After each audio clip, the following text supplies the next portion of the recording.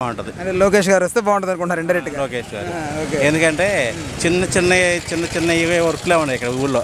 ఈ మంగళగిరిలో ఈ బండి వేసుకుని మంగళగిరిలో సందుల్లోకి వెళ్ళాలంటే ప్రతి సందుల్లో రోడ్లు బాగు పగలగొట్టారు. పగలగొట్టారు వాళ్ళు డ్యూటీ ప్రకారం చేయాల్సింది పని చేశారు. తర్వాత దాని గురించి పట్టించుకు వదిలేశారు. ఫస్ట్ ఇక్కడ ఉంది పాలపేట బజార్ అంటారు, ఇప్పుడు ఎమ్మెల్యే గారి బజార్ అంటారు. ఆ బజార్లో ఒక కారు ఇటు వచ్చింది, ఒక కారు అటు వెళ్ళిద్ది, అంత రోడ్డు ఉంటుంది. కస్టమర్ రోడ్లు ఏ రోడ్లు అయినా సరే బండి వెళ్తాను కూడా చాలా కష్టం. అలాగే అనుకోవచ్చు కదా, ప్రజలందరూ బాగుండాలని, అన్ని రోడ్లు బాగుండాలని అనుకోవచ్చు కదా, అనుకోరు. ఏది చిల్లీకి వచ్చినది అనమాట. ఎక్కడికి వెళ్ళినా ఏ రోడ్లోకి వెళ్ళినా కనిపిస్తుంది అది. బండి వేసుకుని వెళ్ళాలంటే ఎంత ప్రాబ్లం. వచ్చి రానోడు అయితే బండి పడేస్తాడు, బండి బాగా తోలేవాడు తోలగలుగుతాడు. లేదా ఎందుకంటే ఇటు మేరకు ఉంటుంది, ఇటు మేరకు మధ్యలో గుంట ఉంటుంది. అంటే 2 అంగుళాలు అనమాట. గుంట అంటే అంత లోతు కాదు. అది బండి అప్ అండ్ డౌన్ అయిందని పడిపోతాడు. ఈ చిన్నవి చేయనప్పుడు మళ్ళీ వచ్చి మళ్ళీ నిలబడి మళ్ళీ పరిపాలన చేస్తే ఇదే కాదు జరిగేది. రేట్లు చూస్తే అన్నీ అందుబాటులో లేవు. అన్నీ ఇప్పుడు మామూలుగా సంపాదించుకున్నాడు, పని చేసుకునే రూపాయి పని చేసుకొని కష్టపడి పని చేసుకున్నాడు, బతకాలని కష్టం. ఆ నిజాయితీ బతికేవాడు. వ్యాపారం చేసి లక్షలతో సంపాదించేవాళ్ళు వాళ్ళు బాగానే ఉంటున్నారు, బడా బాబులు బాగానే ఉంటున్నారు. అసలు సాధారణవాడు అడుక్కొని తినేవాడు కూడా పరిస్థితి చాలా దారుణంగా ఉంటుంది. ఏంటంటే ఈ పరిపాలన చక్కగా జనాలకి అలవాటు చేశారు. డబ్బులు ఇస్తామని. డబ్బులు ఎవరికి ఇవ్వాలి? చదువుకున్నవాడికి అవకాశం కలిపి వాడు చదువుకుంటాడు పేదవాడు. అంత తప్ప వృద్ధులు ఉన్నారు కదా, వాళ్ళకి సాయం చేయి అంతవరకు. కథమ అన్నిటికీ ఏ పథకాలు అయినా సరే అది అనవసరమైన పథకాలు అనమాట. ప్రజలను సోమరపోతు చేయటమే తప్ప ఇంక వేరే ఉద్దేశం కాదు. ఎందుకంటే తీసుకుంటా, నేను కూడా తీసుకుంటాను, నాకు వాడుకుంటాను. ఎందుకు? నేను చేయాల్సిన పని నేను పని చేసుకోవాలి, నా రూపాయలు నేను సంపాదించుకోవాలి. అంతేగాని చదువుకునేవాడికి పేదవాడు చదువుకోలేడు, డబ్బున్నోడు చదువుకుంటాడు, వాడికి సాయం చేసావు. నెంబర్ 1 పథకం అది చాలా బాగుంది. ముసలోళ్ళు ఉన్నారు, వితంతువులు ఉన్నారు, పెన్షన్ ఇస్తున్నారు. అది పెన్షన్ ఇప్పటి నుంచి కాదు పెట్టింది, ఎప్పుడో నా చిన్నప్పటి నుంచి పెట్టి 40 సంవత్సరాల నుంచి ఎప్పటి నుంచో ఉంది. అది ఎప్పుడు నేను పుట్ట ముందు నుంచి ఉంది. అప్పుడు 30 రూపాయలు అంటే 70 రూపాయలు అట్లా ఇచ్చేవాళ్ళు. ఇప్పుడు 1000 రూపాయలు ఉంది, 2000 నుంచి 2000 ఉంది. 2000 నుంచి 3000 ఐదులకి 4 సంవత్సరాలు పరిపాలన పట్టింది. ఈ 5 ఏళ్ళ కాలం పట్టింది ఒక 1000 రూపాయలు పెంచడానికి. స్టెప్ బై పెంచారు అలా అనమాట. అలాగే అంతవరకు వాళ్ళకి ఇస్తే బాగుంది. ఈ ఆటో వాళ్ళకేంటి, మహిళలకేంటి, 40 సంవత్సరాలకి డబ్బులు అవసరమా? వాళ్ళు పని చేసుకోలేదా? వాళ్ళు భార్య భర్తలు ఉండరా?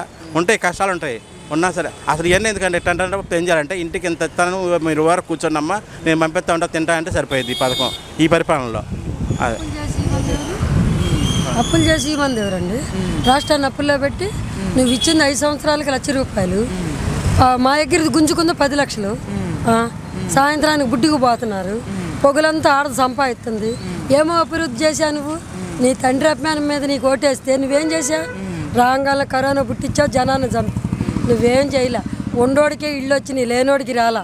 40 సంవత్సరాల నుంచి అద్దుకుంటున్నా. నాకు ఆ ప్రభుత్వం ఇలా, ఈ ప్రభుత్వం ఇలా. నేను రెండు విమర్శించట్లా. కాకపోతే అప్పుల్లో వ్యాపారాలు ఉన్నాయి, ఇప్పుడు వ్యాపారాలు లేవు, మనుషులకి అమౌంట్ కూడా లేదు. ఆదాయం ఉంటేనే కదా ఎవడన్నా పళ్ళు తినేది. 10 రూపాయలు అమ్మేది 20 రూపాయలు అమ్ముతున్నావు, ఏమవుతున్నారు? దాన్ని బట్టి ఉంటుందిగా అది. ఇప్పుడు కరోనా అంటే కరోనాలో నాకు 50 ఏళ్ళు వచ్చినాయి, ఇంతవరకు ఎరగం. అప్పుడెప్పుడో నా చిన్నపిల్లలప్పుడు పోలియో డ్రాప్లు వేశారు, ఆ ఇండిషన్ టీకాలు. ఇప్పుడు అసలు మనుషులను ఎత్తుకుపోయే రోగం వచ్చిందిగా. అంటే అది రోగం ఓన్లీ ఆంధ్రాకి ఒకటే కాదు కదా, ప్రపంచం అంతా వచ్చింది కదా. ప్రపంచం అంతా జగన్ సీఎం కాదు కదా. అవును, కాదంటలా. నువ్వు పాదం పెట్టినాక ఎట్టొస్తే ఎవరైనా అనుకునేది అదేగా మరి. కానీ కరోనా టైంలో 1500కి 20 రూపాయలకు కొన్నాం, తర్వాత 800, 8000, 10,000 కట్టుకొని వాళ్ళు ఉండారు, చచ్చిపోయిన వాళ్ళు ఉండారు. ఎంతమంది కార్మికులు చచ్చిపోయారు. ఇప్పుడు నువ్వు రాజధాని పెట్టావు, ఆ రోజు పసిపచ్చిలో ఉన్నప్పుడు ఒప్పుకున్నావు, ఈరోజు ఎందుకు ఒప్పుకోవట్లా? 3 రాజధానులా? ఒక రాజధాని తగ్గతి లేదు కానీ 3 రాజధానులు కావాలా? అది సంగతి. మా ఓటోళం బతకటానికి లేదండి అసలు. అది వాలంటీర్ వ్యవస్థ గురించి ఏమంటావు నువ్వు? ఏముంది, ఎప్పుడు వెళ్ళి తెచ్చుకునే వాళ్ళని తెచ్చుకుంటాం. నువ్వు వెళ్ళకిచ్చేస్తున్నావు. ఈ రోజున ఒక నెలకి నువ్వు రాకపోయేతలకే జనం సోమరపోతులు అయ్యి అక్కడికి వెళ్తాక కూడా బాధపడ్డారు, పింఛని తెచ్చుకుంటాక కూడా బాధపడ్డారు. అన్నీ ఐటెం ఎత్తేసావు, నువ్వు 4 ఐటెంలు వేసావు, 4వసారికి ఎందుకు వేయలా? ఆ డబ్బులు నువ్వు నొక్కావా? మరి నువ్వు బట్టను నొక్కావా? మాకు రాలేదుగా. మేము అడిగామా నిన్ను 18 ఏళ్ళు ఇయ్యా అని? 18 ఏళ్ళు ఒక 500 నువ్వు తీసుకుంటున్నావు, ఏమిస్తున్నావు? 17,500 ఇస్తున్నావు. అవి కూడా మేము ఇవ్వమన్నామా? మా బిడ్డలో మేము పెంచుకోవడం మా చేత కాదా? ఇటు ఇస్తున్నావు, వాడు తీసుకుంటున్నావు, ఏం సుఖం? మీకు అందలేదా సంక్షేమాలు ఏవి? ఏమీ లేదు, ఇంతవరకు నాకు పింఛనే లేదు. ఇప్పుడు రాజధానిలో ఇప్పుడు నేను ఎర్రబాలెంలో ఉండా, ఎర్రబాలెంలో అయితే కరెక్ట్గా చెప్పేదాన్ని, బేరం కాడ ఏం చెబుతాం? ఇప్పుడు 10 రూపాయలు కొనేది 20 రూపాయలకు కొంటున్నాం, జనానికి 30 రూపాయలు అమ్ముతున్నాం. ఏం కొంటారండి? మారుకొట్టు ఉన్నప్పుడు అందరం బతికాం, ఆయనేమో అన్నీ వేసాడు, ఈయన ఎత్తుకుపోయాడు. ఏంది బాగుండి రోడ్లకేమో ఘాట్లు పెట్టాడు, రోడ్లు బాగొట్టాడు. మరి మీరే ఆలోచించండి. మేము చెప్పేది అందు చదువు లేని వాళ్ళం, లోక జ్ఞానం లేని వాళ్ళం, మేమేం మాట్లాడతాం? ఏదో కాయలు అమ్ముకొని బతికేవాళ్ళం. అట్లే ఉందిలే కానీ, సరే ఈసారి ఎవరు వస్తే మంచి జరుగుతుందని నమ్ముతున్నావు? మా బాబు వస్తేనే మంచి జరిగిద్ది, మా లోకేష్ వస్తేనే మంచి జరిగిద్ది. టీడీపీయే మాది. అది నైట్గా మంగళగిరిలో మాత్రం లోకేష్ వస్తాడు, పైన బాబు వస్తాడు. ఎంతమంది ఎన్ని రకాలుగా పెట్టుకున్నా, నువ్వు మనిషికి 300 ఇచ్చినా 1000 రూపాయలు ఇచ్చినా ఏమి ఇవ్వకుండా అభిమానంగా వచ్చినోడు వేస్తాడు. ఇంకా టీడీపీ లోకేషే వస్తాడు. టీడీపీ అంత బలంగా చెప్పడానికి ఏంటి రీజను?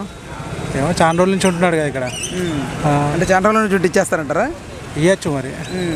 అంటే వాళ్ళు అంటే ఏంటి వాళ్ళ హామీలా లేకపోతే వాళ్ళ మంచితనం ఏంటి రీజన్? అంటే మంచి చేస్తారేమో అనుకుంటున్నాను. అంటే గత ప్రభుత్వం అంత ఏం లేదంటారు. అంటే పవన్ కళ్యాణ్తో ఉన్నారు కదా. ఓకే, కళ్యాణ్ బాబు మీద అభిమానంతో. నమస్తే, నేను మోనిక.